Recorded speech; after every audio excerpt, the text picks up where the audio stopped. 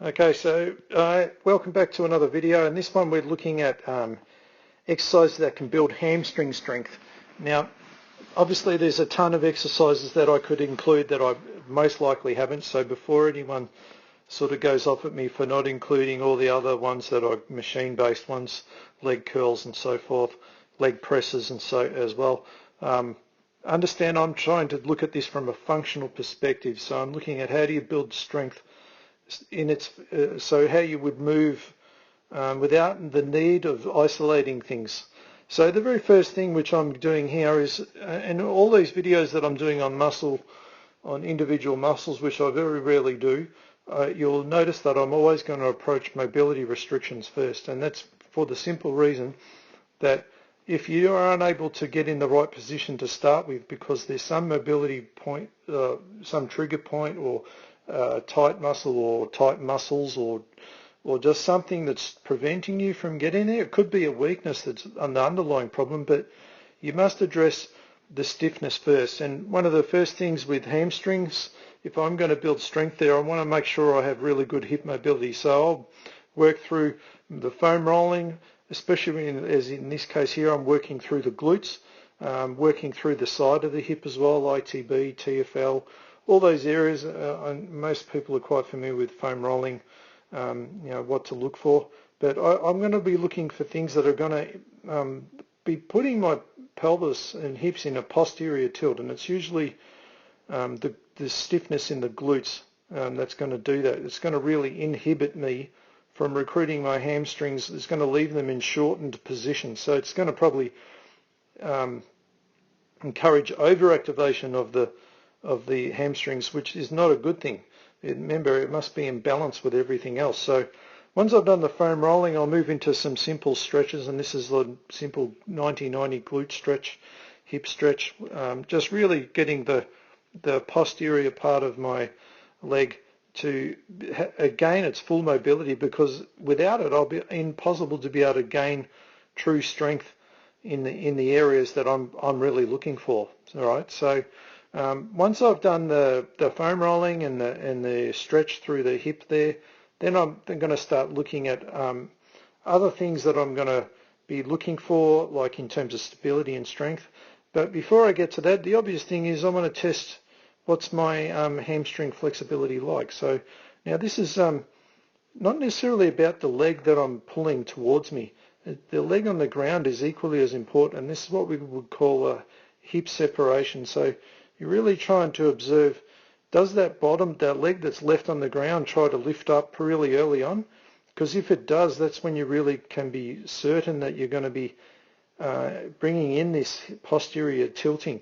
I'm also looking for asymmetries, so if there's a difference between the left and the right leg. If there's asymmetries, I'm really looking for lateral pelvic tilt problems, which again are going to be a big problem moving forward, and that's a whole different ball game altogether. But that's where you might have hamstring weakness, but it might be related to something completely unrelated to the hamstring. So so again, I'm looking at, do I have a difference between left and right? Can I keep that bottom leg straight and not let that pelvis roll up with the leg as I'm pulling forward? So everyone pretty familiar with that sort of stuff, but they're the first things I look at before I try and do any type of strengthening.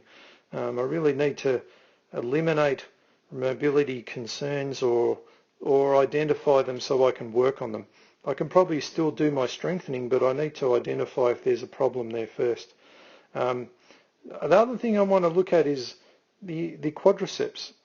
If the quadriceps are excessively tight and you're unable to get in this position that I'm about to get into now, they're going to greatly inhibit. So for me this stretch is really important, because when I'm in this stretch, I've got like full flexion of my knee. All right, so I need really good flexibility through the quadriceps at the front and the anterior hip, so the rectus femoris crossing both joints. But if I was unable to get in that position, say I was over here, because I just couldn't get my knee to bend that much, it was just too much stiffness around here, that would mean that I'll never be able to get full flexion, meaning I'll never get the maximal activation of my hamstrings, because it can never get in that position to do it.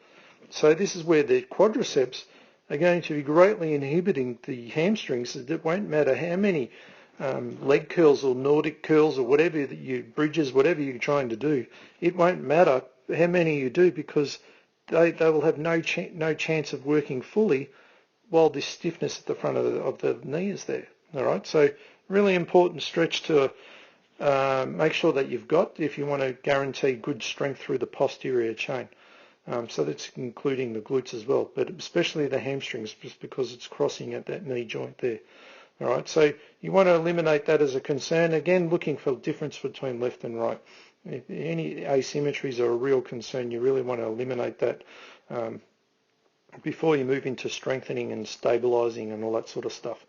All right, so once I've addressed my mobility concerns, identified things that maybe there's a difference of left and right, I've eliminated things that I need to be certain of. Now I want to start looking at basic strengthening. Again, probably looking for dysfunction around the hip and pelvis. This is just the a basic bridge exercise most people are familiar with. Nothing really you're going to gain from doing these two-leg ones. You could do hip thrusts where people use the barbell and whatnot. I'm not a massive fan of that. I find there's better ways to strengthen. Not saying it's a bad exercise, I just find there's probably better choices. But once I've, this test that I'm doing here with a single leg, this is actually a really good one to identify if there's a weakness through the glutes that may throw an overload into the hamstrings. So I was showing you from side on, but really if you're doing this as a test for someone, you'll really see more things go on when you're looking at it from this perspective, where I'm coming up and I shouldn't have any dropping of the hip. So meaning that when I lift this leg, that my pelvis starts to drop on the side that's lifted, and this one kinks out to the right hand side or left hand side there. All right, I want to make sure that I keep a level pelvis, and I shouldn't feel any hamstring cramps. If I get a hamstring cramp on a test like this, I'm pretty much certain that my glutes are not functioning as optimally as they should. All right, so again, I'm just moving carefully forward, eliminating things that I might see coming up later on in the more integrated movements that'll become a big problem in trying to strengthen. All right, if I can move through all of these things, well, maybe I have things that I need to address. I don't need to be perfect. I just know what they are, so I can address them and start to work on them.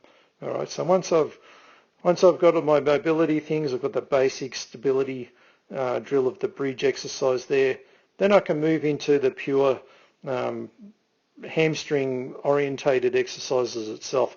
So this would be a leg curl exercise using a Swiss ball. All right, so very similar to the bridge in that I've got to lift my butt up. All right, so I just need a lot more core control by doing it this way than sitting on a machine.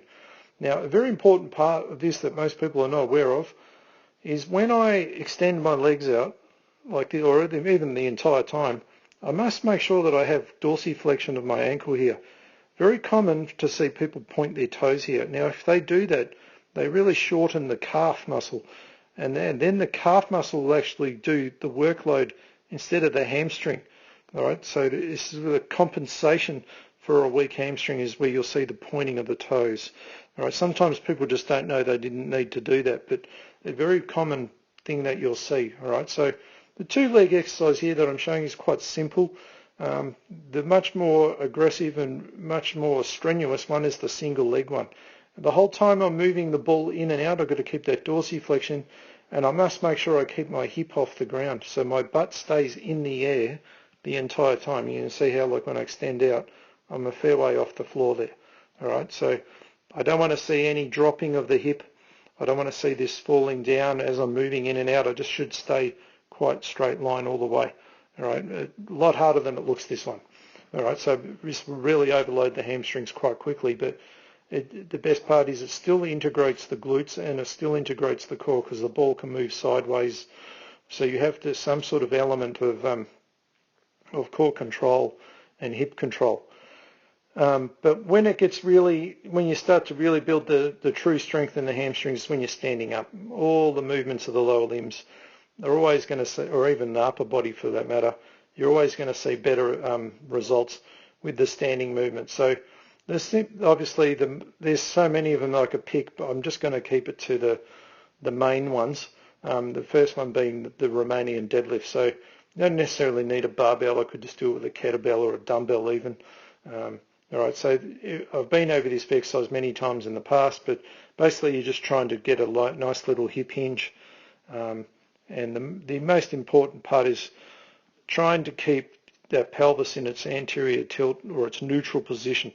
So when I get to the bottom range here, I should still have a neutral lumbar curve here because my pelvis is tilting forward. The other thing which you can't quite see because the plates are in the way, I must keep my shin straight so that my hip has to do all of the work. If my knees move forward, which is not necessarily wrong, it just means that I start to build in a bit more quads, so turn it into a squat. If I'm really trying to build strength into the posterior part, being the glutes and hamstrings, I want to keep my knees straight. I want to take all of the knee accessory muscles and joints out of it and just mainly rely on everything around the hip.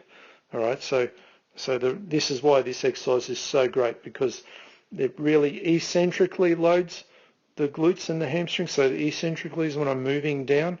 So they're being lengthened right here. So they're being stretched, as are the glutes. They're being stretched, but they're being stretched with load. All right, so very, very important. This is what shares the relationship of the Nordic Curl, but it's far superior because it incorporates my feet and incorporates my brain. I need to have control. I need core control. I need to stabilize this because I'm standing up. Where any time I'm kneeling or lying or whatever, I really need little coordination and very little core control. All right, so the Romanian deadlift is excellent. The version that's better than that is the single leg one. So again, there's lots of versions of these. I could go on all day, and this video could go for a few hours, but just to simplify it down to the key ones. I could start off with load if I was good enough, but most people just maybe start with body weight. And I might use a ball to start with just because it helps people to execute the balance part of it more effectively. All right, so sort of cheating on the balance in the early stages. There still is a fair bit of balance requirement doing it this way though, so don't think it's extremely simple.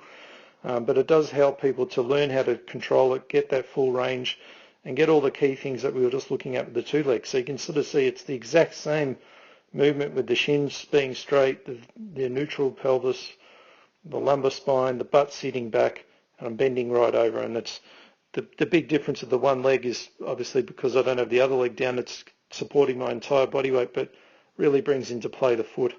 So now I get foot stability as a big component of this movement, which is when people are trying to build strength into the hamstrings, especially for sports, you really got to include the foot in it. If you're eliminating it and just trying to isolate your hamstrings and not including the foot, you're really going to miss out in a big way.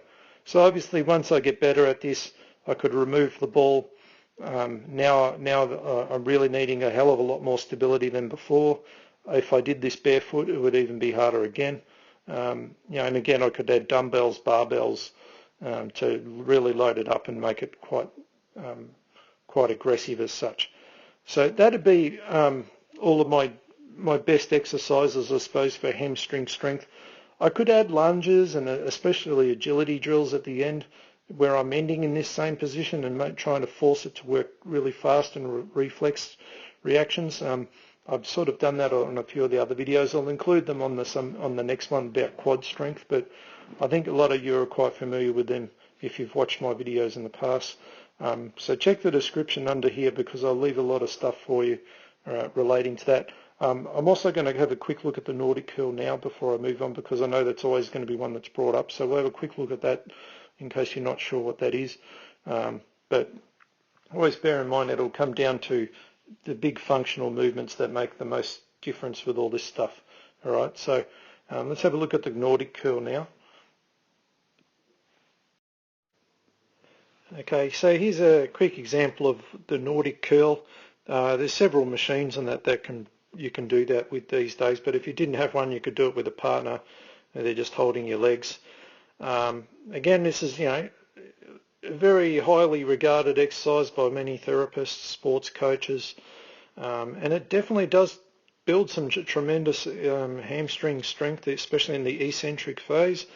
So, it can be a very useful exercise. I just have some doubts with it regarding if you don't address the poor movements and mobility problems that are, associated around the hip and the ankle, because, it won't matter how much strength you get from this if you continue to move poorly. So as much as this is a go-to exercise by so many people, I really don't see the need for it. If you're really moving well with your standing up exercises, the deadlifts and all the bending things and squats, lunges and stuff, so forth, but especially the bending, those like the Romanian deadlift type action.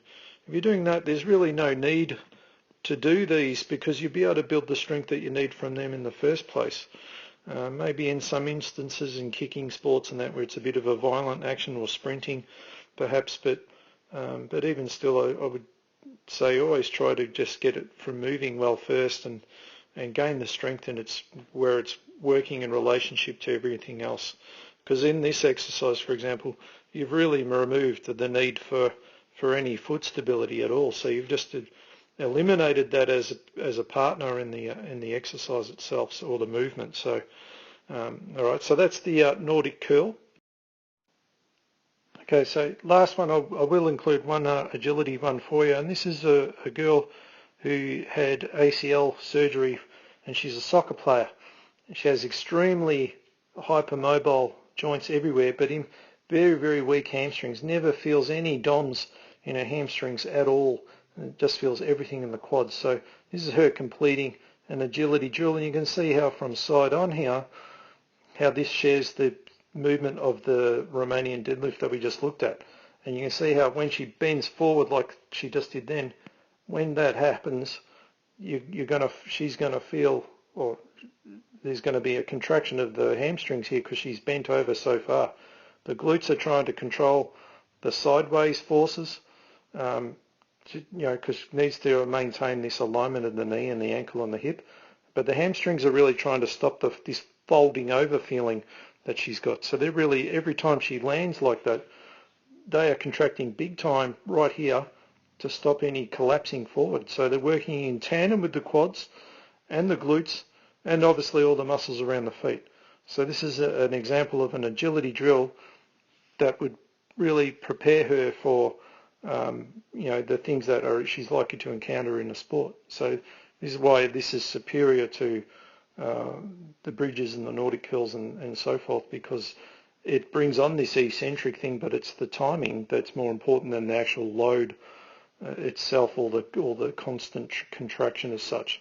She could build incredible strength through the Nordic Curl, but suck at this movement and still have problems with the weakness, because if she sits upright during this movement, which is what she normally would do, she would have her knee coming really forward and try to be upright so she could use her quads. All the strength from her Nordic Curls can't be used because of the poor movement that's coming from the brain. All right, so that's an example of why, like, I'm not saying Nordic Curls are bad, but if your movement isn't there first, there's no point to it. You really need this first and then the Nordic Curls. And then I would argue, why would you need the Nordic Curls if you've already could just get better and better at this instead? You wouldn't need them. So that's where I'm probably coming from in terms of this hamstring strengthening. All right, so I hope you enjoyed that video, and gives you a few ideas that can help you in your training. Remember, check the description underneath, because I'll put links to additional things that I've left out, maybe more detailed explanations of some of the things that I've only briefly touched on here, just to stop the video going for too long. All right, so once again, thanks for watching, and we'll see you on our next one.